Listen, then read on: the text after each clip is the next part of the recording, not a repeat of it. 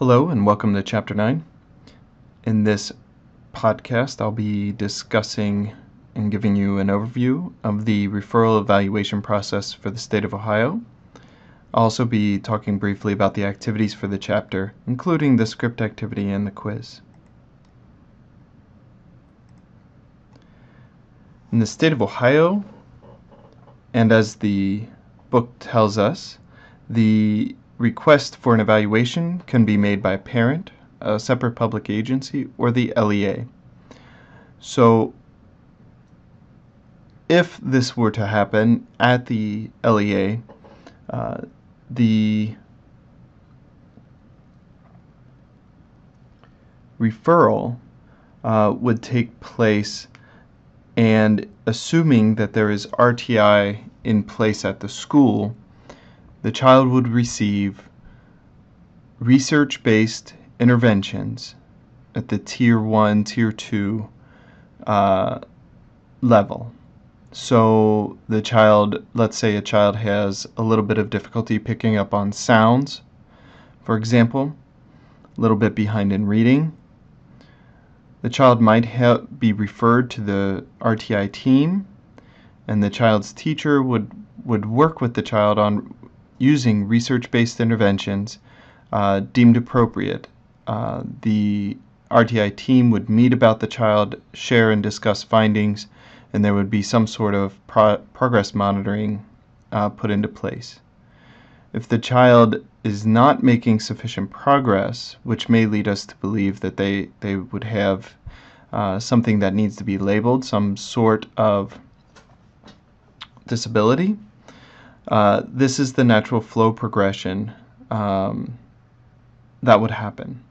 For example, if the LEA suspects that there is a disability, there would be written notice. Okay? So, or even if the parents expect that there's a disability, there would be written notice. Everything has to be done in writing. Okay? So this is a very important thing to remember. So within 30 days from the time that the school receives the request from the parents or a public agency, the child, there would be written notice, and the child would go through some sort of evaluation. Now, as we can see in the chart, that the written notice happens, the parental consent for evaluation occurs, and if consent is given, then the individual assessments will be conducted. In the state of Ohio, you have to have no less than 2 assessments. In many cases, these assessments include the parents. Parents generally will fill out questionnaires. They know the child best. We must assume that they do, and that their information could be most valuable when assessing a child. If consent is not given, there is still notification of this, that consent was not given. If the school, public agency wants to continue with this, even though the consent was not given, then we would be looking towards mediation or some sort of due process. And the reverse can happen as well for the parents. So let's say the school believes that they did not find anything, then there would be written notice that the school believes that there was nothing there.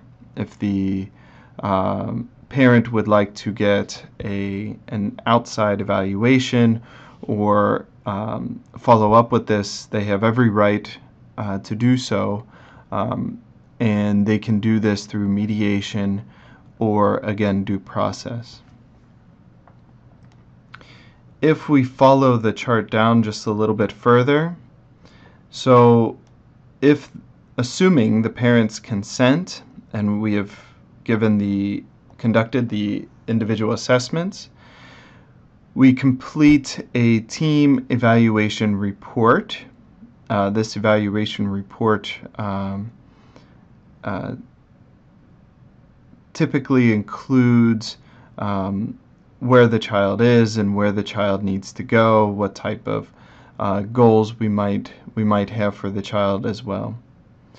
Is the child eligible?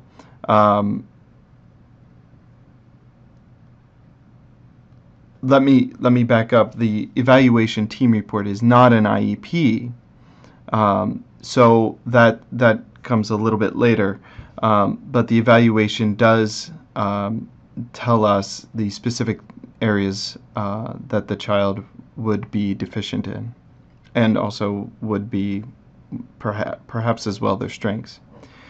Within 60 calendar days from the time that the parents consent to evaluation, or 90 from the request, whichever would be sooner, their eligibility for special services and the label would happen here. If the child is not eligible for special education services, there is written notice. Again, here, if the parents disagree with this could go towards mediation or due process. And if we go through with this, if the parent does agree with this, perhaps they're relieved in some sense to finally have the cause of the problems that the child may be having, let's say with reading. Then there would be the process of setting up the IEP and the IEP meetings. Again, this would take a lot of pre-meetings and a lot of work beforehand to find out what the parents believe to be the final and very important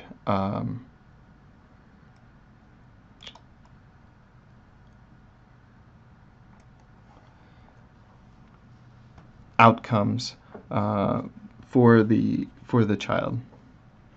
So again, here referring to the chart, the IEP happens about 90 days or more after the first referral and consent, and assuming the IEP meetings go well, goals are set, individuals are happy with the services that the school is going to provide, then the IEP would be implemented in the school. So, big picture, what we can take from this is that there is a definite setup to this. I want us to remember that this is part of the RTI process, that our Tier 1 intervention should hit 80 to 90% of the students. This is typically research-based educational programming happening in the classroom. If this is not happening well, the children are not reacting well to this continuously, and a second and sometimes a third research-based intervention is implemented with discussion with the RTI referral team and further research, then and only then would the referral process begin from the standpoint of the LEA. This process, of course, gets streamlined if the referral comes from the parent. If the parent obviously would like to have their child labeled to find out a little bit more about what is going on with their child, perhaps they notice something in development, perhaps the child did not speak very well after even up to 3 to 4 years old. Perhaps they had other things that they noticed about maybe even their physical development. This would be an excellent service to the parents, and an intentional service for the parents as well. Remember, the idea of the RTI process, whether it be for behavior or for academics, is is really to keep students from being labeled without the necessity of labeling everybody. And in other words, what I mean by that is really the intent of RTI and this referral process is to have a systematic and purposeful process for understanding the child, including the input of parents and the RTI team, and really making a, again, meaningful and purposeful decision on eligibility and determination of eligibility for a child to be labeled with a special need. So that concludes this overview. I have 2 activities for you for Chapter 9, and number 1 is to work in groups. The groups have already been determined, and you'll be working on creating several scripts. The main focus is to really include the main details of the chapter. You'll want to make sure that you head back and include some of the important talking points from this chapter. And finally, the short quiz. It should take you all 15 minutes this time, so make sure that you're prepared for that. Good luck.